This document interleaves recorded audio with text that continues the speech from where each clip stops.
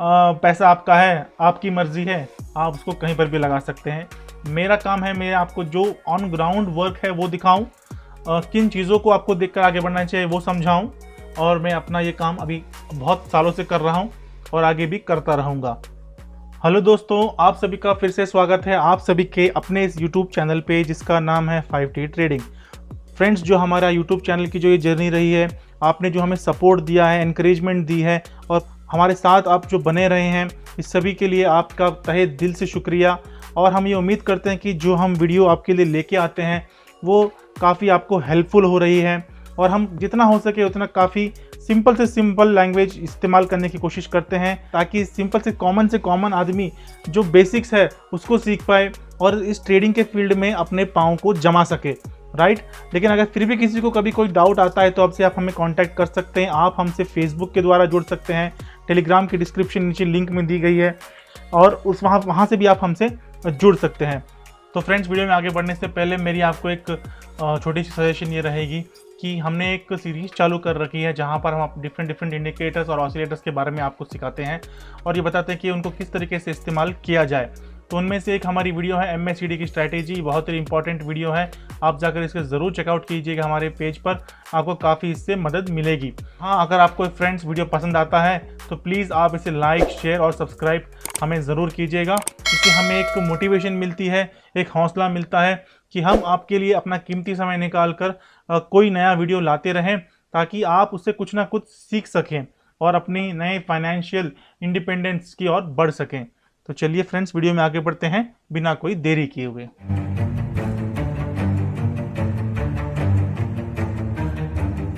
तो फ्रेंड्स, ये रहा रिलायंस इंडस्ट्रीज़ का जो हम अभी एनालिसिस करने वाले हैं, इसे कहते हैं फंडामेंटल एनालिसिस, यानी कि इसके फंडामेंटल्स कैसे हैं। तो आज यानी कि डेट है 11 जून और 2021, और आज का प्राइस चल रहा है, यानी कि जो लास्ट क्लोजिंग प्राइस थी वो है 2213 रुपीज़, आपके स्क्रीन पर आप देख पा रहे होंगे, राइट। अब हम जब नीचे देखते हैं यहाँ पर इसका 52 वीक हाई लो वगैरह, तो इसने 2369 का एक हाई बनाया था पिछले 2-3 महीनों पहले, और उसके बाद वो 1800 के लेवल तक नीचे गया था और वहाँ से रिट्रेस करते हुए आज ऊपर आकर 2213 पर रुका हुआ है। तो कई लोग हमसे पूछते हैं कि क्या इस दाम पर रिलायंस को खरीदना सही रहेगा, तो उन्हीं सवालों का जवाब ढूंढते हुए आज हम इसका एक टेक्निकल एनालिसिस भी करेंगे। अभी फिलहाल फंडामेंटल एनालिसिस कर रहे हैं। तो मार्केट कैप मैं आपको दिखाऊंगा, यहाँ पर मार्केट कैप है 14,96,000 करोड़ का, 96,000 करोड़ का। ये सारे स्टैट्स जो हैं करोड़ में दिए गए हैं, तो आप इसको ध्यान से देखिएगा। मार्केट कैप है 14,96,000 करोड़, विच इज़ ऑसम, और ये नंबर 1 है मार्केट कैप में इन इंडिया। सेकेंड आता है TCS, राइट। उसके बाद हम देखेंगे कि नंबर ऑफ शेयर्स, पी, आप सबसे पहले देखिएगा पी। कुछ टर्म्स यहाँ पर आपको ऐसे मिलेंगे, PE, PB, डिविडेंड यील्ड और EPS, ROE, ROC, कुछ ऐसे टर्म्स हैं जिस पर मैं एक स्पेशल वीडियो बनाऊंगा जहां से आप ये सीख पाएंगे कि ये टर्म्स क्या हैं। आप इतना समझने की कोशिश कीजिए कि PE क्या होता है, ठीक है। तो ये देखिए PE इज 46 अभी, यानी कि PE क्या होता है। अब हम इसको देखने की कोशिश करेंगे कि PE क्या होता है। जब मैं इस पर क्लिक करूंगा, आप इसको पढ़ने की कोशिश कीजिएगा। It is the valuation parameter that measures the companies current share price relative two is पर शेयर अर्निंग्स, यानी कुछ टेक्निकल यहाँ पे टर्म्स दिए हैं, आप ना सिंपल्स को समझने की कोशिश कीजिए। अगर PE यानी कि PE जो है, और ऐसा हमारे जो लीडर्स कहते हैं इंडस्ट्री के, वो कि अगर वो 20 के ऊपर है, यानी 18 या 20 इसके ऊपर है, यानी कि जो एक रेंज दी गई 18 से 20 के उसके ऊपर है, तो वो हाईली ओवर वैल्यूड है, यानी कि माल आपको रिलायंस का एक शेयर जो है महंगा मिल रहा है, तो अभी ये खरीदने का अकॉर्डिंगली महंगा है, यानी कि अभी आपको दाम इसका महंगा मिल रहा है, ठीक है। तो पी हमको ये समझाने की कोशिश कर रहा है। PB भी यही बताता है हमको, PB रिलेशनशिप बताता है हमको कि इसकी जो करंट रिलेशनशिप है और प्राइस और बुक वैल्यू के बीच में वो कितनी है। अभी इसका दाम चल रहा है 3.44, यानी कि लाइटली ओवर वैल्यूड है, तो हम इसको अभी ओवर वैल्यूड हमको PB दिखा रहा है। उसके बाद डिविडेंड यील्ड यानी कि कंपनी ने कितना डिविडेंड दिया है, अपने share holder, equity share holders को कितना डिविडेंड दिया है। कंपनी का कैश रिजर्व कितना है, 5,000 करोड़ का कंपनी का कैश रिजर्व सरप्लस है उनके पास, और उसको वो अपने बखूबी, और उस कैश को बखूबी अपना इस्तेमाल करते हैं कंपनी की ग्रोथ के लिए। डेब्ट यानी कि उधार उनके सर पर कितना है, उन्होंने फाइनेंशियल इंस्टीट्यूशन से, बैंक से, यहाँ वहाँ से कितने का उधार ले रखा है। तो अरे होंगे कि उनके ऊपर 2,21 करोड़ का 21,000 करोड़ का कर्ज है। यानी कि कर्ज तो है, डेब्ट तो है उनके ऊपर, बट जब उनकी आप मार्केट कैप को देखते हैं तो इट इज़ नथिंग, बहुत ही मामूली सा है, और वो उसे आसानी से क्लियर कर लेंगे आने वाले कुछ सालों में। जैसा कि मुकेश भाई साहब ने बताया था कि हम आने वाले दिनों में एक डेब्ट फ्री कंपनी बनना चाहते हैं, उसके लिए वो धीरे धीरे अपने प्लान्स को एग्जीक्यूट करते भी जा रहे हैं। ठीक है, तो आप देख पाएंगे कुछ आने वाले सालों में कि इनकी डेब्ट जो है बिल्कुल जीरो हो जाएगी, एकदम डेब्ट फ्री कंपनी हो जाएगी। प्रमोटर होल्डिंग यानी कि उनकी जो प्रमोटर्स हैं उनके ऊपर ये होल्डिंग 50% की उनकी होल्डिंग है, बाकी इंस्टीट्यूशंस और पब्लिक होल्डिंग है। अभी उसको देखेंगे डिटेल से कि किसकी कितनी होल्डिंग है। ईपीएस यानी कि अर्निंग पर शेयर होता है। ठीक है, 47 इसका, ये भी बढ़िया है। सेल्स ग्रोथ थोड़ी कम रही है पिछले साल, माइनस में इसलिए दिखा रहा है, ये -27 ये इसलिए दिखा रहा है क्योंकि पिछले साल थोड़ी सेल्स इनकी कम रही है। ROE is good, ROE return on equity 7.74 higher है, अच्छा है, यानी कि इसको ज़्यादा होना चाहिए। ROE should be higher, so it is better. ROCE को भी ज़्यादा होना चाहिए, यानी कि रिटर्न ऑन कैपिटल एम्प्लॉयड, यानी कि जो पैसा जो शेयर होल्डर्स का पड़ा है उनके पास, जो यहाँ वहाँ से पैसा आता है, वो उसको किस तरीके से कंपनी ग्रोथ के लिए यूटिलाइज करते हैं। ठीक है, तो 6.27 इज़ बेटर, अच्छा है। वो अपने फंड्स को यूं ही पड़े रहने नहीं देते, उसको कहीं ना कहीं लगाते हैं ताकि पैसा जो है ग्रो हो सके, और जिन्होंने उन पर विश्वास करके अपना पैसा वहाँ लगाया कंपनी में, उनको भी अच्छा एक रिटर्न मिल सके। तो ये भी ठीक है, बढ़िया है। प्रॉफिट ग्रोथ ओवरऑल एवरेज है। ठीक है फ्रेंड्स, तो ये थे इसके अभी तक के थोड़े बहुत एनालिसिस जिसको हमने समझने की कोशिश की है। These are overall good, I can say. आप जल्दी से यहाँ पर इसका प्राइस चार्ट देखिएगा। प्राइस चार्ट में मैं आपको दिखाऊंगा पिछले एक साल का, पिछले एक साल में कंपनी ने कितना CAGR रिटर्न दिया है। तो पिछले कंपनी ने एक साल में 37.1 का CAGR रिटर्न दिया है, which is awesome as per market standards. And 37 एक ब्लू चिप कंपनी है और बेहतरीन कंपनी है। 37 एक साल में कंपनी आपको CAGR 37.1 का रिटर्न दे रही है, तो इट इज़ ऑसम। तो यहाँ पर भी आपको एक टिक मार्क मिलता है। आप यहाँ देखेंगे कि पिछले 3 साल का जब हम देखने की कोशिश करेंगे तो ये देखिए यहाँ पर भी कंपनी ने 30.4% का रिटर्न दिया है। 5 ईयर्स देखेंगे तो 35.6, यानी कि पिछले 5 सालों में कंपनी ने जो ग्रोथ दिखाई है वो यहाँ से यहाँ दिखाई है। अपने शेयर होल्डर्स को अच्छा मुनाफा दिया है और काफ़ी अच्छे रिटर्न कमा के दिए हैं जिन्होंने उसमें पैसा लगाया है। तो ठीक है, तो these are very good, awesome. अभी मैं आपको एक चार्ट के माध्यम से दिखाने की कोशिश करूँगा कि किस तरीके से कंपनी के सेल्स रहे हैं, प्रॉफिट ग्रोथ कितनी रही है, ROE परसेंटेज कितना है और ROCE परसेंटेज कितना रहा है। सेल्स जैसा कि मैंने अभी बताया था कि एक साल में थोड़ा माइनस में चला गया है, -27 हो गया है। थोड़ी सी आपको पता है ये मार्केट की कंडीशंस कैसी रही हैं कोरोना के कारण, तो इसलिए ये -27 दिखा रहा है। अदरवाइज ये ठीक ठाक ही था और बल्कि बढ़िया था। और प्रॉफिट भी ठीक ठाक ही हैं, थोड़े कम रहे हैं बट ओके है। ROE यानी कि रिटर्न ऑन इक्विटी जो है वो भी 7.74 का चल रहा है पिछले एक साल में, which is good. ROCE is also good 6.27। तो ये चार्ट के माध्यम से मैंने देखा है, मैं आपको दिखाने की कोशिश कर रहा हूँ कि sales growth, profit growth, ROE और ROCE कैसे रहे। इन सभी में सब कुछ स्टैंडर्ड्स के हिसाब से ठीक ही है, कोई इतनी बुरी खबर नहीं है। अब मैं आपको यहाँ दिखाऊंगा कि इस कंपनी के शेयर होल्डिंग पैटर्न कितना है। प्रमोटर्स यानी कि अंबानी ग्रुप एंड फैमिली के पास 50% की होल्डिंग है। FIRs के पास 25.64, अपने देश के DIRs के पास 12.84, पब्लिक होल्डिंग इज 10.94। ठीक है, देखिए प्लेज्ड कुछ भी नहीं है, यानी कि अपने शेयर्स किसी ने भी प्लेज नहीं कर रखे हैं, जो एक ऑसम साइन है कंपनी के आगे फ्यूचर में, यानी कि उन्होंने अपने शेयर्स को किसी के पास गिरवी नहीं रखा है। अब मैं आपको दिखाता हूँ कंपनी की प्रॉफिट एंड लॉस की स्टेटमेंट। ये 2017, 18, 19, 20 और 21 के फाइनेंशियल ईयर्स का है। नेट सेल्स के सारे फिगर्स क्रोर्स में हैं। आप ये देख पा रहे होंगे कि यहाँ पर जो फिगर था 2017 में 2,42,000 करोड़ का जो सेल्स था, वही उसे थोड़ा, यानी कि ऑलमोस्ट सेम सेल अभी इसने करीब 4 साल के बाद वही सेल रहा है। यानी कि यहाँ पर देखिए ज़्यादा है, यहाँ ज़्यादा है, 19 में ज़्यादा है, 20 में ज़्यादा है, 18 में भी ज़्यादा है। यानी कि पिछले 3 सालों से जो 3 साल पहले का जो सेल्स फिगर था वो सेल्स फिगर उसने 2021 में दिखाया, यानी कि सेल्स में कमी आई है। यानी कि पिछले साल तो जो यानी कि पिछले साल जो सेल 3,36,000 करोड़ की थी वो 2,45,000 करोड़ की हुई है, यानी कि सेल्स में गिरावट आई है। तो आप समझ सकते हैं कि प्रॉफिट में भी गिरावट आई होगी, राइट। बाकी इनके एक्सपेंडिचर्स आप देख पा रहे होंगे क्लियरली, ऑपरेटिंग प्रॉफिट्स आप देख रहे होंगे, अदर इनकम्स आप देख सकते हैं। ये देखिए प्रॉफिट बिफोर टैक्स, ठीक है। पिछले साल जो 40,000 करोड़ का प्रॉफिट हुआ था इनको बिफोर टैक्स, वो अब हो गया है 27,212 करोड़ का, यानी कि प्रॉफिट्स में भी कमी आई है। बट ये कंपनी बुरी नहीं है, कंपनी में फ्यूचर एस्पेक्ट्स हमको दिखाई दे रहे हैं, लीडरशिप बढ़िया है, कंपनी बहुत अच्छी है, राइट। ब्लू चिप कंपनी, इसमें तो कोई डाउट ही नहीं है। आप देखिए, बस मैं आपको स्टैटिस्टिक्स यहाँ पर समझाने की कोशिश कर रहा हूँ डिटेल्ड, मैं हवा में बातें नहीं करता हूँ। देखिए मैं आपको ये सारा एनालिसिस इसलिए करके दिखा रहा हूँ क्योंकि अब मैंने ऐसी बहुत सारी वीडियोस देखी हैं यूट्यूब में जहाँ पर पिछले लॉकडाउन के समय जो बंदे नए लड़के आ गए मार्केट में, जो अपने कुछ वीडियोस बना देते हैं कि बेहतरीन समय है, एकदम अच्छा राइट समय है, खरीद लो। तो ऐसी ऐसी हवाबाजी और बातें हवा में करने से कोई फ़ायदा नहीं होता है। आप कंपनी के एनालिसिस फंडामेंटल और टेक्निकल दोनों दिखाइए और फिर उसके बाद प्राइस लेवल्स को देखिए, रेजिस्टेंस एंड सपोर्ट कहाँ है वहाँ उनको देखिए, और उसके बाद ये सोचिए कि कंपनी को किस लेवल्स पे खरीदना है और खरीदना है या नहीं खरीदना है, राइट।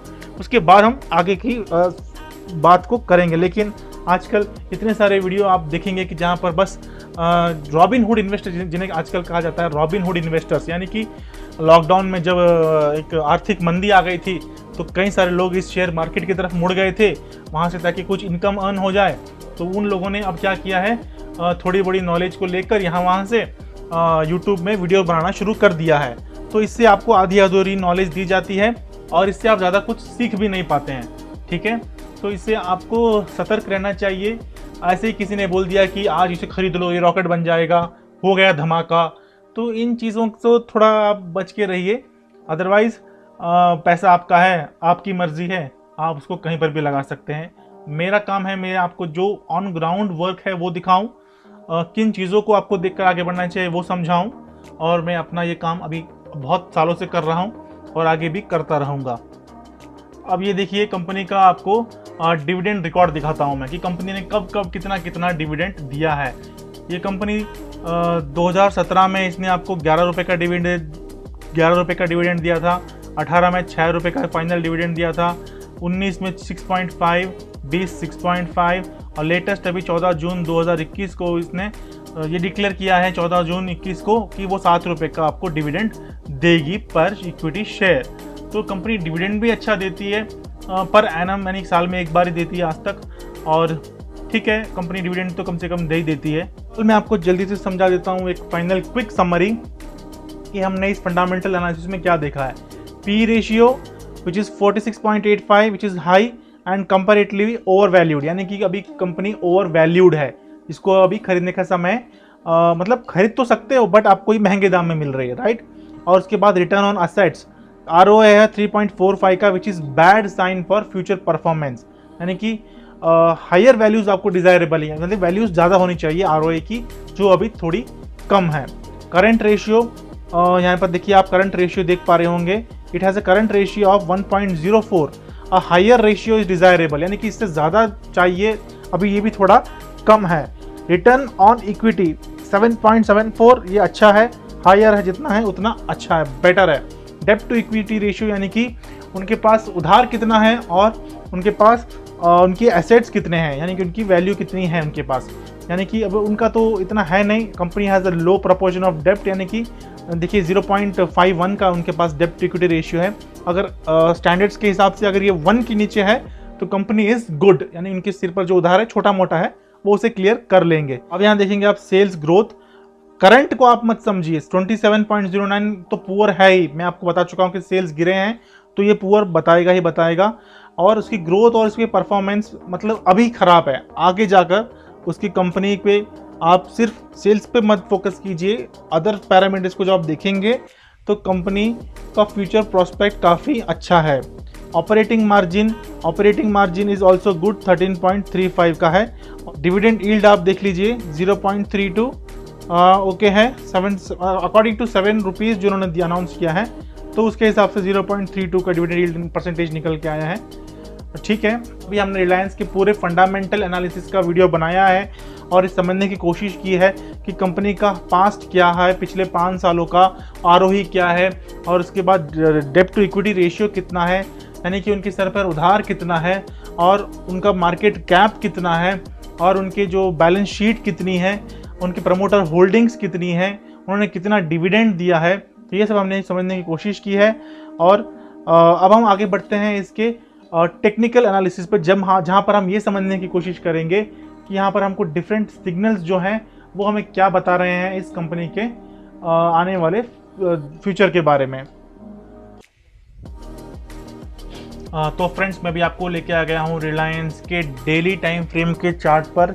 ये आप देख रहे हैं मेरा अपस्टॉक्स का अकाउंट है, और किसी के पास अगर डीमैट अभी तक नहीं खुला है तो नीचे दिए के लिंक है आपको प्रोवाइड किए गए हैं डिस्क्रिप्शन में, प्लीज़ वहाँ चले जाइए और अपना फ्री डीमैट आप अकाउंट खुलवा सकते हैं।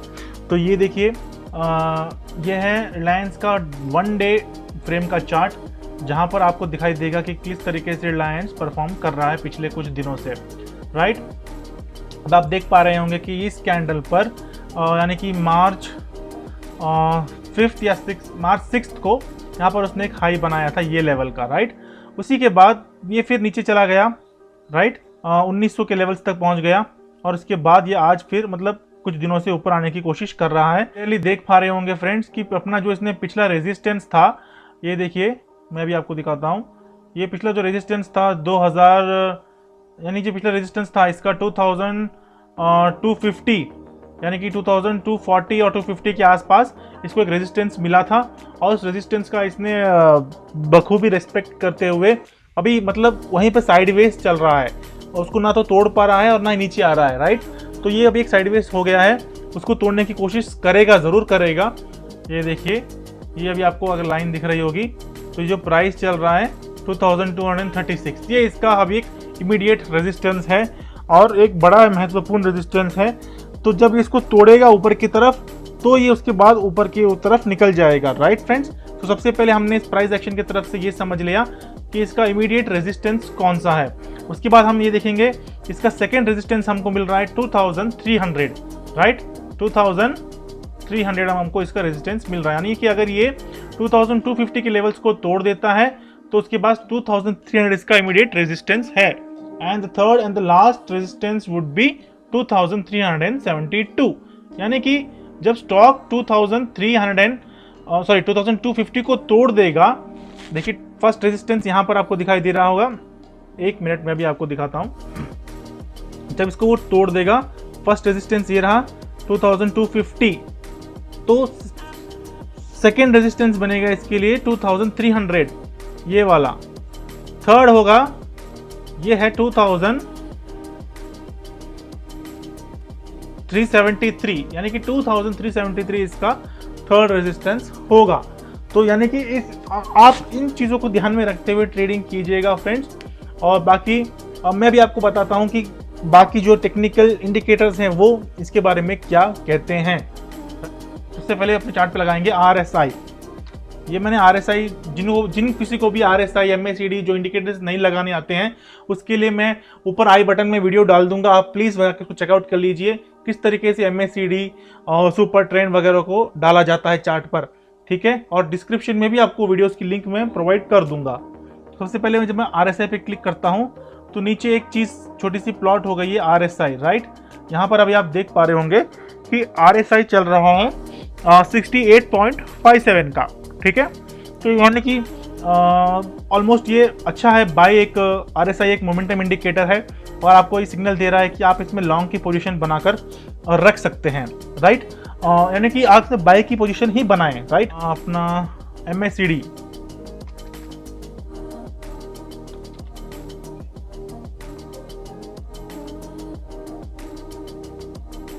मैंने MACD जब प्लॉट किया तो MACD भी मुझे ये जो क्रॉसओवर है वो ये दिखाने की कोशिश कर रहा है कि आप इसमें लॉन्ग बने रह सकते हैं। अभी शॉर्ट करने की आपको कोई ज़रूरत नहीं है, क्योंकि ये देखिए MACD का जो क्रॉसओवर है वो ऑलमोस्ट एक अच्छे गैप में बना हुआ है और इसमें कोई ऐसा इंडिकेशन नहीं दिख रहा है कि आप इसमें शॉर्ट करें, यानी कि लॉन्ग की पोजीशन ही आप इसमें बनाकर रखें, यानी कि खरीदें। मैं प्लॉट करूंगा मूविंग एवरेजेस को, तो सबसे पहले हम मूविंग एवरेज को प्लॉट करेंगे 50 डेज की। यहाँ पर आप देख सकते हैं मैंने 50 डेज की मूविंग एवरेज को प्लॉट किया है। वो काफ़ी नीचे है फ्रेंड्स, वो 2000 के लेवल्स पे मुझे दिखा रहा है मूविंग एवरेज 50, यानी कि 2000 लेवल्स पे उसका एक सपोर्ट है, काफ़ी अच्छा सपोर्ट है। और उसके बाद मैं नीचे डालूंगा अभी एक और मूविंग एवरेज 20 डेज़ की, आप ताकि इसमें देख सकें कि वो पीरियड जो है 20 डेज़ का वो कहाँ पर है। ये देखिए 20 डेज़ का मूविंग एवरेज है, वो भी 2092 के लेवल्स पर है फ्रेंड्स।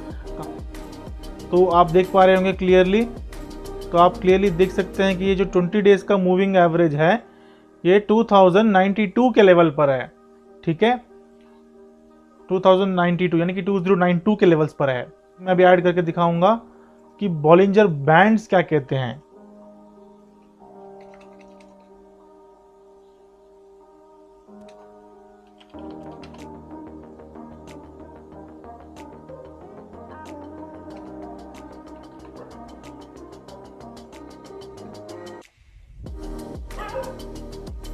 तो दोस्तों बॉलिंजर बैंड्स भी हमने लगा लिया है। बॉलिंजर बैंड हमें ये सजेस्ट करता है कि ये जो प्राइस है इस बैंड के बीच में ही रहे। ये जो ब्लैक सी लाइन आपको दिख रही है इसके ऊपर अपर बैंड है, ये लोअर बैंड है, ये मीडियन है ब्लैक वाला बीच में, राइट। तो प्राइस जो है ऊपर से नीचे इसी तरीके से इसी बैंड के आसपास नीचे घूमता रहता है। तो बैंड हमें सजेस्ट कर रहा है कि प्राइस अभी अपर बैंड में है। ठीक है, तो जो हम सिंपल से इन्वेस्टमेंट की बात करें तो बेसिक रूल इन्वेस्टमेंट का ये कहता है कि buy at low sell at high, correct. यानी कि आप सस्ते दामों पर खरीदें और महंगे दामों पर बेचें।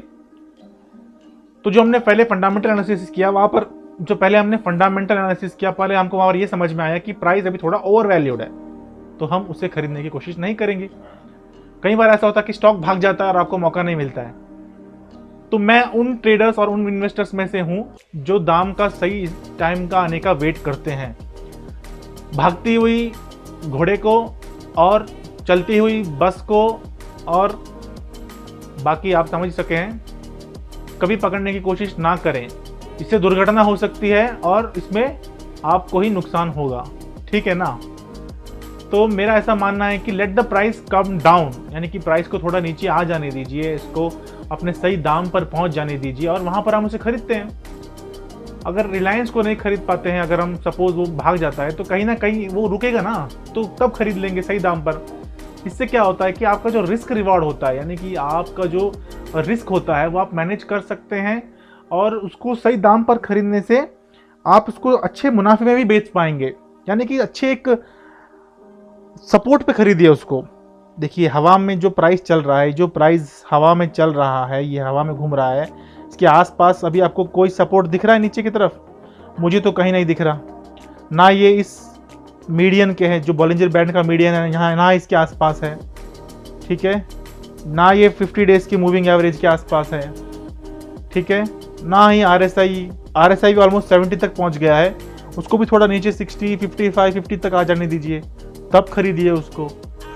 ठीक है फ्रेंड्स, तो इस तरीके से जब अगर हवा में घूम रहा है और आप बस ये सोचेंगे कि मैं यार इसको खरीद लेता हूँ आज, तो रिस्क आपका है, पैसा आपका है, हम कोई नहीं होते आपको बताने वाले। लेकिन एक कैलकुलेटेड रिस्क लेकर जो इस मार्केट में चला है आज तक, वही सक्सेसफुल रहा है और उसके रिटर्न्स ही बढ़िया हैं आपको मिलेंगे। ठीक है, तो मेरी सलाह आपको ये रहेगी कि आप इसको एक अच्छे लेवल्स पे खरीदिए। जो लेवल्स मैं भी आपको बताता हूँ उन लेवल्स को आप नोट कर लीजिए और उन लेवल्स पे ही खरीदिएगा। अगर नहीं मिलता है तो छोड़ दीजिए, आगे चलेगा तो उसका हम फिर एनालिसिस करेंगे, फिर टेक्निकल स्टफ देखेंगे उसका, और वहाँ पर कहीं ना कहीं वो रुकेगा तब वहाँ खरीद लेंगे।